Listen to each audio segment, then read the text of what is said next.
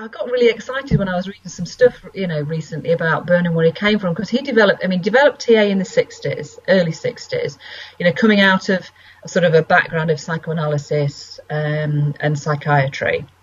And it was so radical and different and new, sort of all these tools and models that we didn't really have before.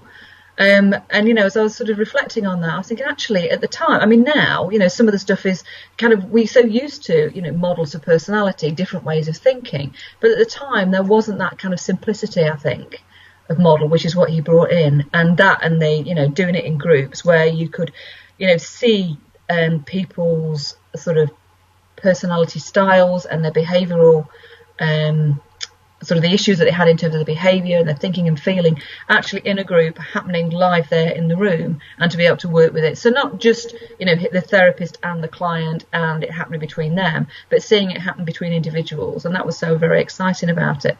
So that's kind of a really important part of TA, the fact that that's where it came from, and it started as group therapy.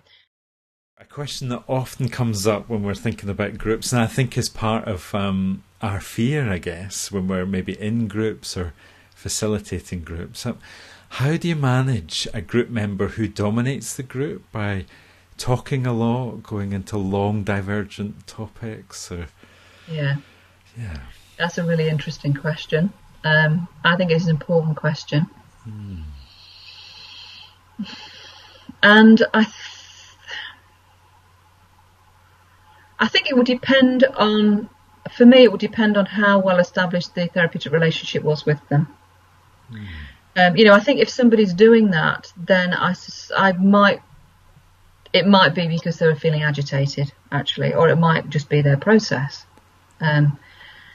So I think I'd be getting curious about what was going on for them. I would be getting curious about what was going on for them. So I'd be looking to probably, because I think in a group there's two ways of working. Well, there's pretty much two ways of working with people. One is that as a therapist, people work individually with me. So they do pieces of work with me, explore things with me in the presence of other people. Or alternatively, then the group works together as a group. So somebody will explore an issue with the group rather than just with me, the therapist. So I think it will depend on, and I think some of that depends on how long the group's been established and how much people feel comfortable and safe in the group, actually, to be honest with you. So to go back to that point, which is if somebody's dominating the group, I think I'd be very curious about what their process was. Is this something that they commonly do? Is this the way that they are in a group? I'd be wanting to probably interact with them individually, maybe, and explore what might be going on for them. The reason why they might be doing it is, I think, is the most important thing, actually. Is this some underlying sort of agitation because of they're uncomfortable in the group, or is this just how they are? The comment about shaming comes with a question. Is there anything that you would do, Lynn, or are you thinking about that? I think this is a really important question. I think it is a really important question. I think that potential is there. But, why is that any different to any other setting? Is it any more likely to happen in a therapy group than in the workplace, in your relationship at home, with your family? And in a therapy group, then there's an opportunity to process the experience, I think, in a safe environment, with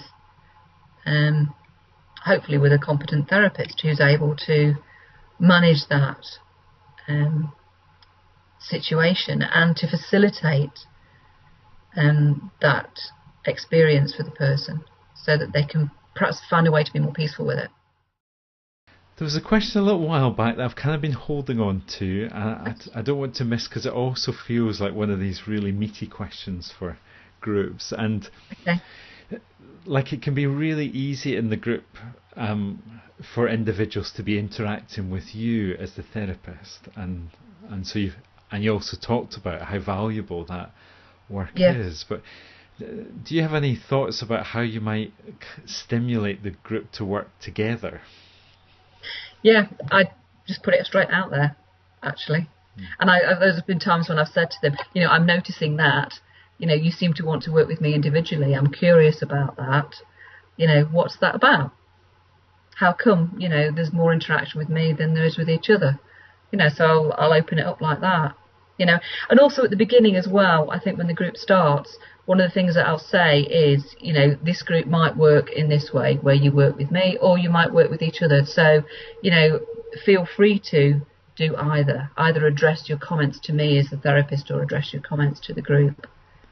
Yeah. So there's something about, I think about, so that's kind of the practical stuff. And I think also what I'll do is hang back a bit sometimes as well. And not immediately, when somebody says something, not be the first one to respond. Or I might facilitate that by saying, so-and-so's just said this. Does anybody want to reply to them?